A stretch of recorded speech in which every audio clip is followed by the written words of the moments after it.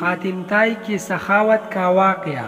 حاتم طائی کے زمانے میں کسی نے حاتم طائی سے پوچھا کہ آپ نے دنیا میں کسی کو اپنے آپ سے بھی زیادہ سخی دیکھا ہے؟ حاتم طائی نے جواب دیا، جی ہاں، ایک لکڑہاری کو۔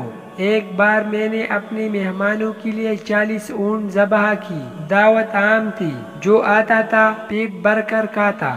اس دن میں کسی ضرورت سے جنگل کی طرف چلا گیا تو وہاں ایک لکڑہاری کو دیکھا جو خشک لکڑیاں اکٹھے کر رہا تھا۔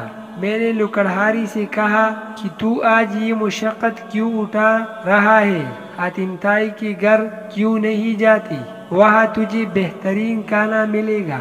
لکڑہاری نے میری یہ بات سنی تو بے پرواہی سے مجھے جواب دیا کہ جو شخص اپنی محنت سے پانی خوراک حاصل کر سکتا ہے، وہ حاتم طائی کا احسان کیوں اٹھائے جو اپنی محنت سے کما سکتا ہے، اور جو نان جوئی اس کو حاتم طائی کی سخاوت سے سروکار نہیں۔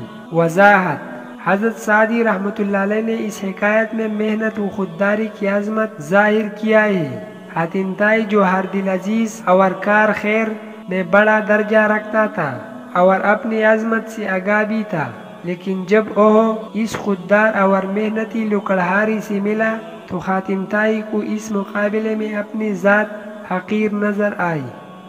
وظننت أنا أني بذلك حزت غنى فوجدت أني خاسر فتلك مظاهر